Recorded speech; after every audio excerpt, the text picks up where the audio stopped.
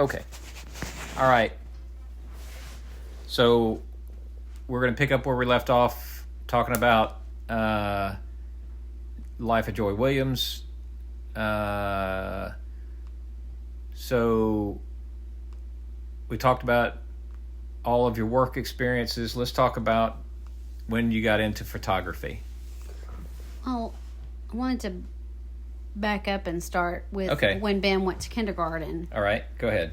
When Ben went to kindergarten, having been a teacher, having been raised by a teacher, I was very excited to be able to volunteer at the school. So I immediately asked about being room parent, which I got to do for his kindergarten class. And I also did something called science parent, which I came and helped with the science lessons. And, I would send in things anytime they asked for it, school-wide, and we participated. But it was hard to be involved wholly because I had another child at home and pregnant, had Allie when he was in first grade. But every year I tried to be super involved. Then when Jake started school, I got involved with his classes too. And all along they would, I would do things. Even when they had school-wide events, I would volunteer. And I got to know people, and they had asked me a couple of times to serve on the PTA board, but I just felt like it wasn't my time. And when Allie started kindergarten, I did decide to go ahead then and start on the PTA board. And when Allie started kindergarten, Ben was in middle school. And so I didn't feel like I had, I didn't have all three kids in the same school, but I wasn't as busy with him as I was with Jake and Allie. So I started out, that was my first year to serve on the PTA board. And I did various things like the Games with Grandparents and Mother-Son Olympics and Falcon Fest, just helping with all the major events. And after a couple of years of being on the board, they asked me to consider being president. So during the years that I was president, we had begun discussing changing our organization from PTA to PTO.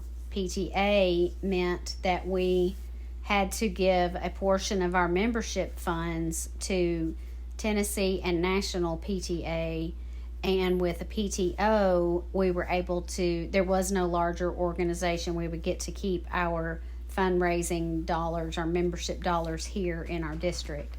And as a district, we were sending close to $10,000 a year to Tennessee and National PTA, and really only giving it to them because it was in the bylaws. We weren't getting anything in return for it. So during the time that I was president, we actually had a lot of meetings and a lot of discussions. And the second year that I was president, we went through the process of leaving Tennessee PTA and creating our own PTO, parent-teacher organization. And that was a really big deal. Our whole school district was involved in it. It required a physical vote, and we had lots of meetings with the superintendent and the principals. But that was something that I was proud to bring to our school district. And now we keep all that money in our district, and that was a big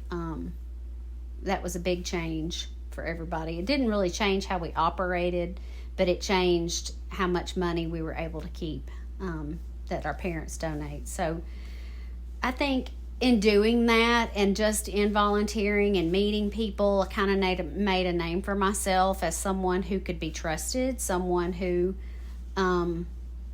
I would say they say that I'm good at being a leader. I don't mind speaking in front of, because of all the years that I had my speech competitions. I feel like I've kind of been ready for this, and I think the kids were proud of me too. I think they were proud that I held such a position and was always at the school. And after, when Allie got to 5th grade, that was a really tough time because we had all together, we had been parents and been a family at Farmington for 13 years. So it was hard to leave. But moving forward, I continued to serve on PTO boards at Houston Middle School and then at Houston High School. And all together, I have volunteered in our school district for 20 years. And I wrapped up my time at Houston High School being president the last 2 years of the Houston High School PTSO. I also served on other boards, the Germantown Municipal Council PTO. I served as president for that organization for 3 years, as well as serving in other capacities like hospitality and programs. I volunteered 1 year with the Germantown Education Commission. I kind of filled in an interim position there, and just always, I would say people know me as someone who is always willing to help, and always willing to work. And I've made many lifelong friends through this process, and it was really difficult to leave that. But, it's the next phase of life. And tell me about the FAM. So there is one group of friends that we started getting together 1 year for we'd get together each month for somebody's birthday. And Corey one time asked who I was going to meet, and I listed the names of the ladies I was going to meet. And he says, well, that sounds like the Farmington All-Star Moms. And so the name, the FAM, was started. And it started out as 8 people, and now we're actually down to only 4 that are still in town. So, but we all still, keep in touch, and we're all still very close. But one of the things that I started doing when Ben was in high school, when he got to high school and was in the choir, he wanted to go to New York on the choir trip, and to make a little extra money so I could also go, I decided that I would start doing little photo mini sessions, like for Christmas cards and things like that, for I think I did them for $50 or $100, and Ben came and helped me, but I raised the money for that, and because of that, I continued to do that. So I've been doing that now for about 10 years, and portraits, family portraits. Doing outdoor photography of families and seniors and children, and I also that's under the umbrella of the business that I call Joyfully Created. And one of the things that during COVID, when COVID happened, that the thing that I enjoyed doing every day was volunteering in the schools and helping out inside the schools. And when COVID hit, they did not allow volunteers to come into the schools. So I kind of had to shift gears because I found myself with, I wouldn't say with nothing to do, but nothing fulfilling to do.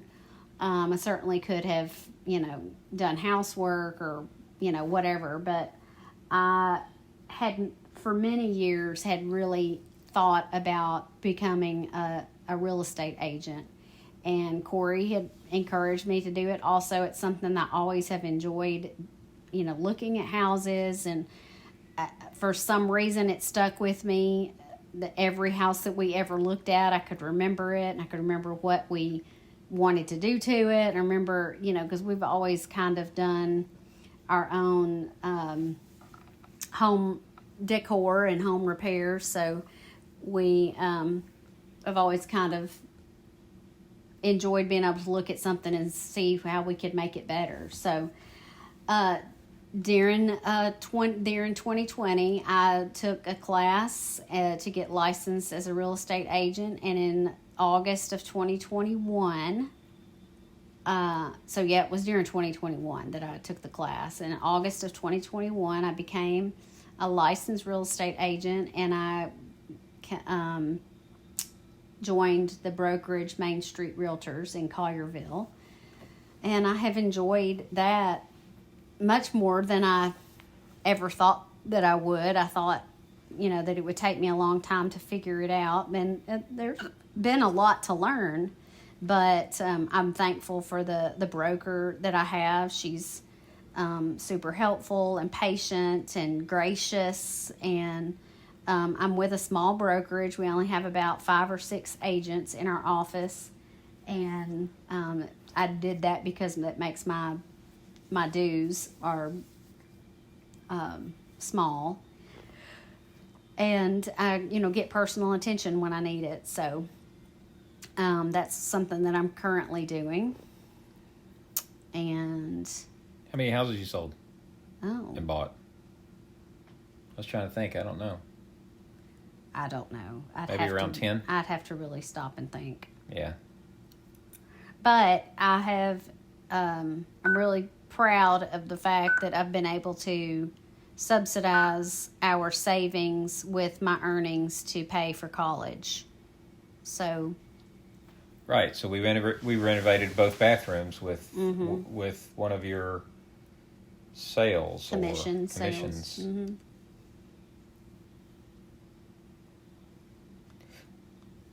Okay, so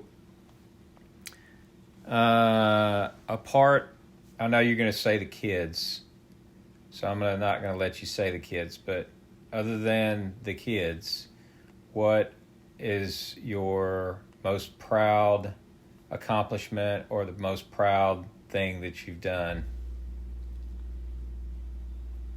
Well, certainly I've been the most fulfilled in my volunteering.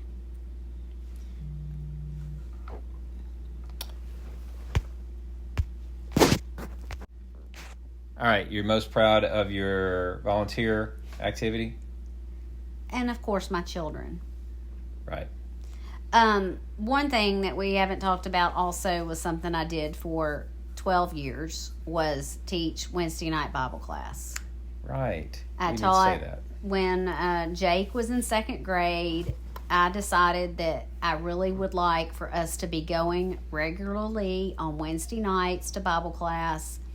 And so my friend Elizabeth Patterson was a children's minister at the time, and she was teaching a class, and I volunteered to teach a class, and a friend named Donna Haybeger, she offered to be my helper. And, just like everything else, I thought, well, if I'm going to do this, I'm going to do it the way I want to do it. And I kind of went full throttle and came up with a theme. So I came up with super 2nd grade and had a superhero theme. And the kids come into class and watch a video, and then we have a little lesson. And for a time, I was even giving them prizes for memorizing the books of the Bible. But I always made sure they were practicing writing scripture. But what I enjoyed most was the relationships that I formed with a lot of these kids. So 2nd grade was also the age of our kids at church that can come to camp. So a lot of these kids I would teach for the whole school year on Wednesday night, and then when they went to camp for the first time, they would go in the craft house and they would, see someone that they recognized. So I enjoyed so much getting to work with, getting to teach. And I said it all the time. There were so many Wednesday nights that I was so tired and I did not want to go to church. But there was never a time that I left there not feeling completely blessed by what I had, done and been through that night. So, but last year they changed the format, and I wasn't going to be able to be in a classroom with the kids as much. So I decided to back away from it, and it, turned out to be the perfect time. But, what I enjoyed also is that we have a Boys and Girls Club in our church building, and so those kids that go to Boys and Girls Club also would stay and go to church, and I formed some really sweet relationships with some of those kids, and have enjoyed watching them grow up, and love when I see them now and they come running to hug me and are so happy to see me. So that part of volunteering was really fulfilling too, a very big part of my life. Yep. All right, maybe one last thing then. What is it that you would like for people to think about when they think about Joy Williams?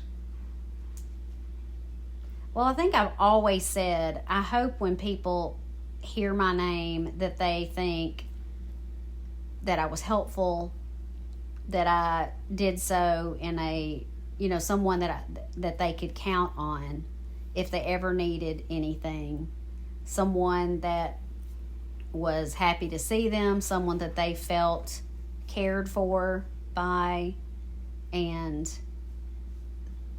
hopefully they see that they knew that I was a Christian and that they saw Jesus in me. That's what I want. That's the goal for myself. It's the goal for my children.